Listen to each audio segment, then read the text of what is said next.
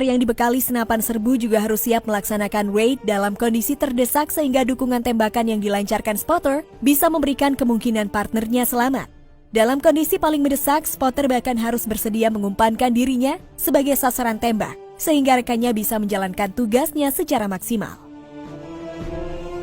Secara psikologis, Tatang juga terganggu karena pengawalnya berpangkat lebih tinggi atau perwira, sedangkan dirinya berpangkat sertu atau bintara.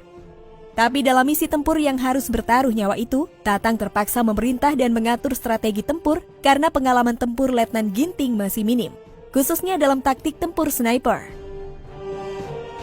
Menurut Tatang, jika penembak jitu sudah mulai memakan korbannya, rekan-rekan korban yang panik biasanya akan mencari lokasi sembunyi sniper di tempat paling tinggi, lalu menghujaninya dengan mortir atau senapan mesin.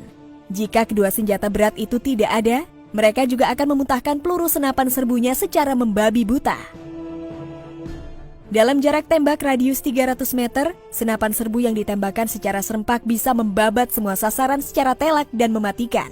Sulit menghindari siraman peluru senapan serbu yang ditembakkan serentak secara merata oleh puluhan prajurit sekaligus.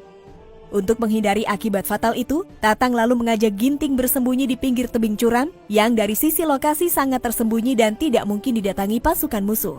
Lokasi itu harus dicapai meskipun dengan susah payah karena banyak semak berduri dan kemungkinan ada ularnya.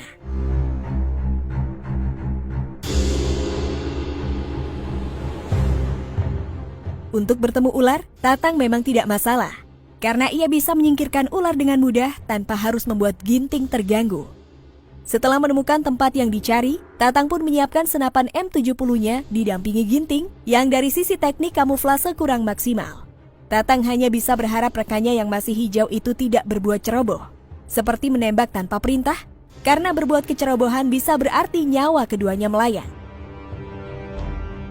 Dalam situasi kritis itu, Tatang memang terpaksa bertindak sebagai pengendali, meskipun pangkat Ginting jauh lebih tinggi.